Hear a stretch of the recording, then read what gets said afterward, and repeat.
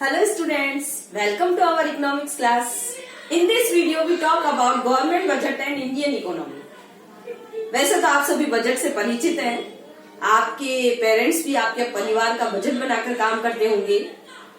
Budget के अंदर अपन ये एस्टिमेट करते हैं पहले से कि हमें इनकम किन सोर्स से होगी और हमारा एक्सपेंडिचर है वो किन किन कार्यों के लिए होगा या कौन कौन सी एक्टिविटीज से हम मनी अर्न करेंगे और हमारे जितनी भी नीड्स है उनको सेटिस्फाइड करने के लिए हम कौन कौन से प्रकार के एक्सपेंडिचर करेंगे। अब जब पूरी कंट्री की बात आती है तो पूरी कंट्री के लिए बजट कौन बनाता है? हमारे देश की या हमारे कंट्री की जो गवर्नमेंट होती है वो हमारे लिए बजट बनाकर काम करती है, क्योंकि बजट के माध्यम से गवर्नमेंट क्या है, सोशल वेलफेयर को अधिक करने का प्रयास करेगी और बिना सोशल वेलफेयर को मैक्सिमाइज किए वो अधिक समय तक टिक नहीं सकती। तो एक देश की जो गवर्नमेंट है वो कैसे बजट बनाती है, गवर्नमेंट बजट का मीनिंग क्या होता है, गवर्नमेंट बजट के ऑब्जेक्ट क्या हैं, उनको आज की इस क्लास के अंदर अपन देखने का प्रयास करेंगे। तो सबसे पहले बात करेंगे हम मीनिंग की कि गवर्नमेंट बजट का मीनिंग क्या है। मीनिंग देखिए, एक प्रकार से गवर्नमेंट का जो बजट है या उसकी बजटरी पॉलिसी किसको इंडिकेट करती है या क्या रेफर करती है हमें, उसकी फिस्कल पॉलिसी को, कि एक गवर्नमेंट कहाँ से अपनी इनकम के सोर्स प्राप्त करेगी और कहाँ कहाँ पर वो एक्सपेंडिचर कार्य करेगी। तो बजट, गवर्नमेंट बजट के अंदर गवर्नमेंट की इनकम और उसके एक्सपेंडिचर से रिलेटेड जितने कार्य होंगे उनका उल्लेख किया जाता है या उनका डिस्क्रिप्शन हमें उसके अंदर मिलता है। तो अपन कह सकते हैं कि budget is a statement of the estimate of the government receipts and government expenditure during the period of financial year which runs 1 April to 31st March। हम अपना फाइनेंशियल ईयर मानते हैं 1 अप्रैल से 31 मार्च तक। तो हमारा जो बजट है उसकी जो टाइम पीरियड है उसको भी अपन ने 1 अप्रैल से लेकर 31 मार्च तक के लिए बनाया जाता है। तो गवर्नमेंट की इनकम और गवर्नमेंट के एक्सपेंडिचर से रिलेटेड जितने एस्टिमेशन होते हैं या जितने भी स्टेटमेंट होंगे वो किसके अंदर गिने जाएंगे, हमारे गवर्नमेंट बजट के अंदर। एक प्रकार से ये गवर्नमेंट की फिस्कल पॉलिसी को भी इंडिकेट करता है कि किस प्रकार से गवर्नमेंट मनी अर्न करने के लिए काम करेगी और मनी जो उसे अर्न होगी उनको किन किन डेवलपमेंट कार्यों के लिए वो खर्च करेगी। तो अपन ने जो इसका मीनिंग देखा उसके आधार पर अपन इसकी जो वो कैरेक्टरिस्टिक्स है या इसके फीचर्स है वो निकाल सकते हैं। फीचर्स क्या हुए इसके, सबसे पहले तो हम बात करें तो बजट क्या है कि एक एस्टिमेट है, not an actual statement. It is an estimation.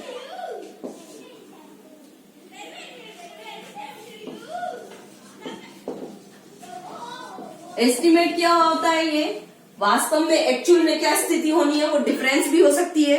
तो अपन कह सकते हैं कि ये कोई एक्चुअल स्टेटमेंट नहीं है। Second, it is prepared annually. It is prepared annually. It is annually.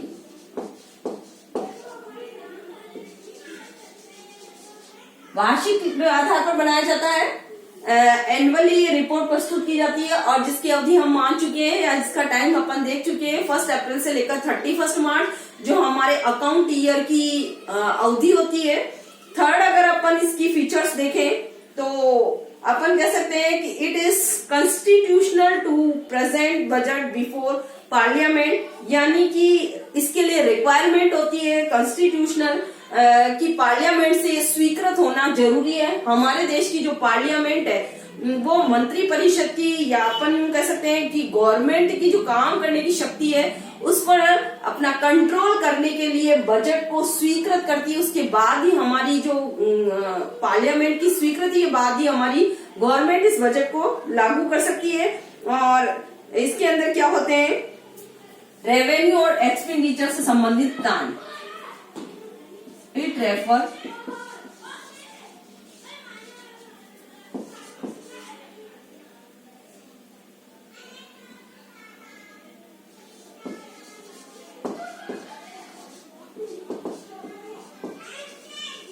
Expenditure and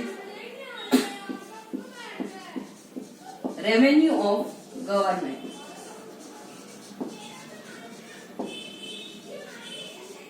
इसके अंदर गवर्नमेंट के द्वारा जो भी खर्चे और इनकम के सोर्स होंगे उनका एस्टिमेशन होता है और it impact our economy through aggregate fiscal discipline and resources allocation.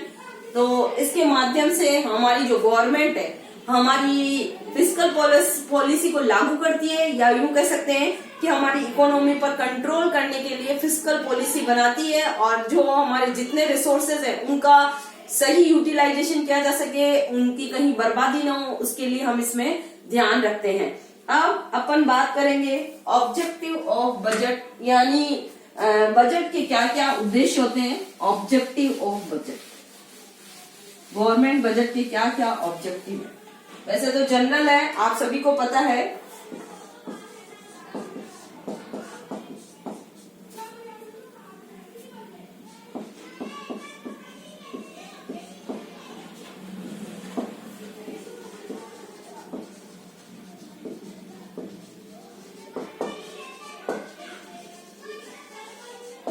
Objective of government budget, सबसे पहला अपन देखें तो इसका जो ऑब्जेक्ट है वो है reducing inequalities in income and wealth।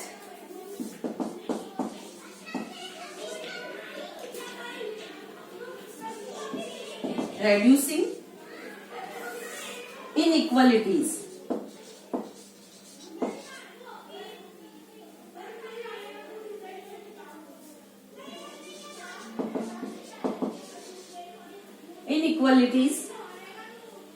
in income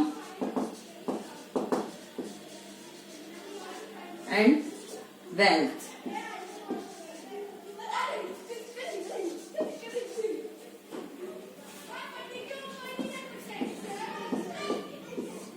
यदि हम अपनी इनकम और वेल्थ से रिलेटेड जितनी इनइक्वालिटीज है उनको खत्म करना चाहते हैं, हम देखते हैं यदि हमारी कंट्री या हमारी इकोनॉमी के अंदर इनइक्वालिटी बहुत अधिक ज्यादा है, इनकम के आधार पर भी है और यदि अपन इसको वेल्थ बेस के आधार पर देखते हैं तब भी है। अगर इनइक्वालिटी रहती है तो हमेशा क्या होता है, दो ग्रुप बन जाएंगे और उनके बीच में लड़ाइयां या झगड़े जारी रहते हैं, या हम यूं कह सकते हैं एक वर्ग संघर्ष की स्थिति कायम हो जाएगी। तो अपन इनइक्वालिटीज को यदि दूर करना चाहते हैं तो इसके लिए हमारे पास में सोर्स क्या है, हमारा गवर्नमेंट बजट, जहां सरकार जो रिच व्यक्ति हैं उन पर अधिक टैक्सेशन कर सकती है और जो इनकम टैक्सेशन से गवर्नमेंट को हुई है उनको यदि जो पुअरेस्ट व्यक्ति हैं उनके सोशल वेलफेयर के लिए या उनकी नीड्स को सेटिस्फाइड करने के लिए यदि वे एक्सपेंडिचर कार्य किए जाएंगे तो शायद हम अपनी इनइक्वालिटीज को दूर कर सकते हैं और इनकम और वेल्थ की दृष्टि से हमारी इकोनॉमी में हम इक्वालिटी ला सकते हैं। तो हमारे गवर्नमेंट बजट का जो पहला एम या पहला ऑब्जेक्ट यदि अपन देखते हैं तो reducing inequalities in income and wealth. यदि इनकम और वेल्थ की इनइक्वालिटीज को दूर करना चाहते हैं तो हमें क्या करना होगा, बजट बनाकर जो रिच व्यक्ति है उन पर अपन ज्यादा टैक्सेशन करें और ज्यादा टैक्स लगाकर जो इनकम सरकार को हो रही है, गवर्नमेंट के पास आ रही है, उसको अपन पुअरेस्ट व्यक्तियों के वेलफेयर के लिए खर्च करें। Second, reallocation of resources.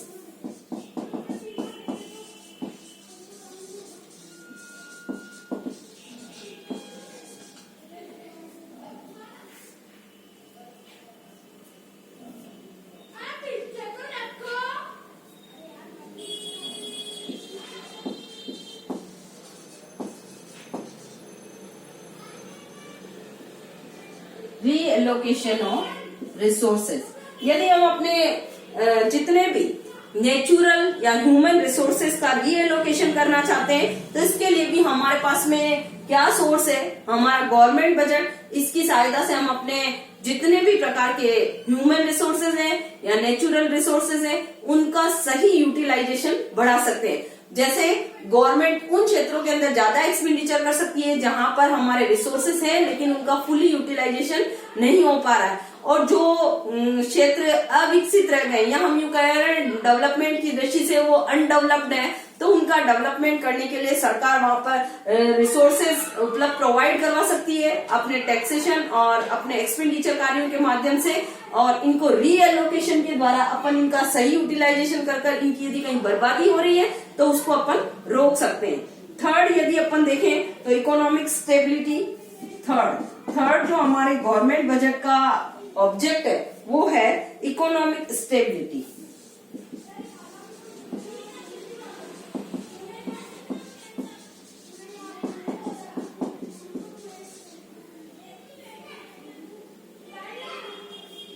Economic stability हमारी इकोनॉमी के अंदर हम देखते हैं कभी क्या होता है, बूम की स्थितियां आ जाती है, कभी इन्फ्लेशन होता है, कभी डिफ्लेशन होता है। तो इन सबको हम क्या कहते हैं, ट्रेड साइकिल कहते हैं। कभी तेजी आना, कभी मंदी आना, तो ये सभी बूम, इन्फ्लेशन, डिफ्लेशन, ये जो पोजीशंस है हमारी इकोनॉमी को क्या है, पीछे की ओर ले जाती है।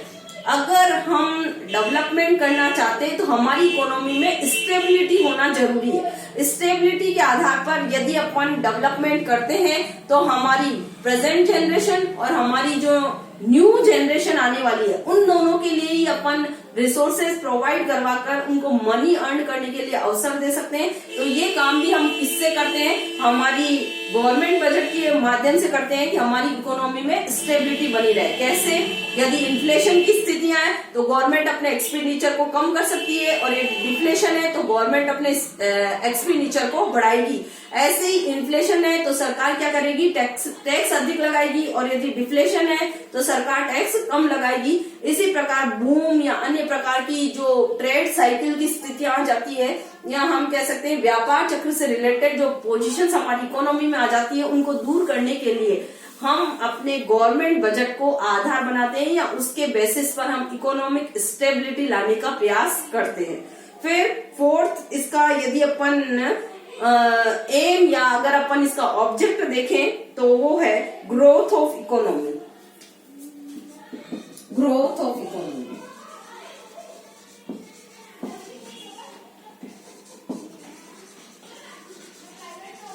हमारी इकोनॉमी का जो ग्रोथ है वो किस पर डिपेंड है, हमारी पर कैपिटल इनकम और नेशनल इनकम पर। यदि वे इंक्रीज होती हैं तो हमारा डेवलपमेंट होगा, और यदि वे डिक्रीज होती है तो हमारा डेवलपमेंट रुक सा जाएगा। तो इकोनॉमी की ग्रोथ करने के लिए भी सरकार अपनी फिस्कल पॉलिसी के माध्यम से या अपनी फिस्कल पॉलिसी के थ्रू वो ये प्रयत्न करती है कि जो क्षेत्र पिछड़े हुए हैं या जिन क्षेत्रों के अंदर संसाधन नहीं है वहां वो क्या करती है, हमारे जितने भी प्रकार के रिसोर्सेज हैं उनको प्रोवाइड करवाती है, या हमारी पर कैपिटल इनकम या हमारी जितनी भी प्रकार की इकोनॉमी से रिलेटेड प्रॉब्लम्स है जिसके अंदर हम लेते हैं हमारी विभिन्न प्रकार की जो बेरोजगारी है या अनएम्प्लॉयमेंट की स्थितियां है, या फिर हम कह सकते हैं पुअर्टी है, या फिर हम कह सकते हैं कि प्राइस इंक्रीजिंग की जो प्रॉब्लम है वो, इन सब प्रॉब्लम्स को दूर करके यदि अपन इकोनॉमी को ग्रोथ की ओर ले जाना चाहते हैं तब भी सरकार क्या किसके बेसिस पर काम करती है, गवर्नमेंट बजट के माध्यम से कार्य करती है वो,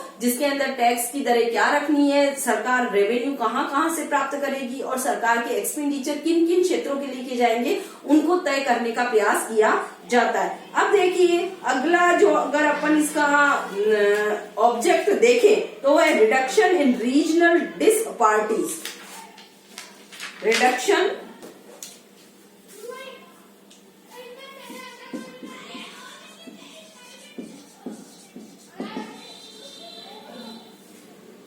इन रीजनल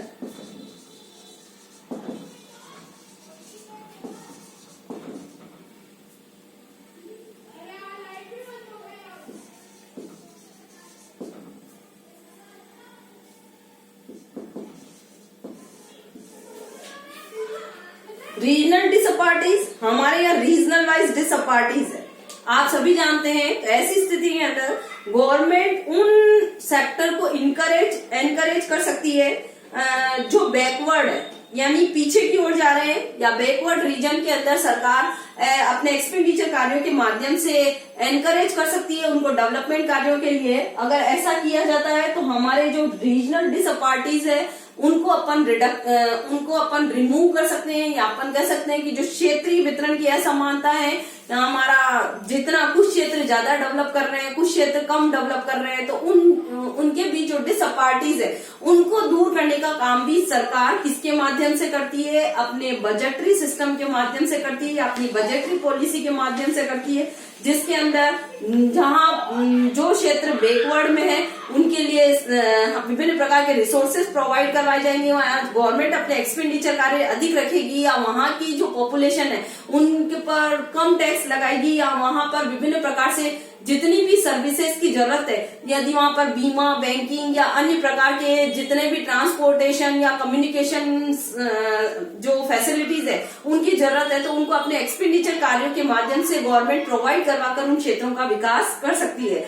लास्ट इसका ऑब्जेक्ट यदि अपन देखें, गवर्नमेंट बजट क्यों बनाती है सरकार, तो participation and economic growth by managing public sector enterprises. Public sector enterprises को यदि अपन बढ़ावा देना चाहते हैं, यदि हम चाहते हैं कि हमारी इकोनॉमी के अंदर पब्लिक सेक्टर को बढ़ावा मिले, क्योंकि प्राइवेट सेक्टर के लोग तो क्या करते हैं, अपने खुद के प्रॉफिट को या अपने लाभ को अधिकतम करने का प्रयास करते हैं। ऐसी स्थिति में केवल एक गवर्नमेंट जो एंटरप्राइजेस होंगी या गवर्नमेंट के जो सेक्टर होंगे वही सोशल वेलफेयर के लिए कार्य करते हैं, तो हम हमारी इकोनॉमी की ग्रोथ में यदि पब्लिक सेक्टर एंटरप्राइजेस की क्रियान्विति को बढ़ाना चाहते हैं या पब्लिक सेक्टर एंटरप्राइजेस को बढ़ावा देना चाहते हैं, तो इसके लिए हमारे पास सोर्स क्या है? गवर्नमेंट बजट, जिसके अंदर सरकार अपनी एंटरप्राइजेस स्थापित करती है, जिसमें अनेक लोगों को एम्प्लॉयमेंट मिलता है, उनको मनी अर्न करने के अवसर मिलते हैं, और यदि उन्हें मनी अर्न करने के अवसर मिलते हैं तो उनको क्या होता है, अनएम्प्लॉयमेंट तो दूर होगा, उनकी पुअर्टी दूर होगी, जो हमारे यहाँ पर कीमत वृद्धि की समस्या है उनको भी अपन इसकी सहायता से दूर करने का प्रयास करेंगे। तो आज की वीडियो क्लास में हमने देखा गवर्नमेंट बजट का मीनिंग क्या है और गवर्नमेंट बजट के विभिन्न प्रकार के ऑब्जेक्ट कौन कौन से हैं। अगर आपको कोई प्रॉब्लम है तो मेरे व्हाट्सएप नंबर पर कॉल करें। Thank you.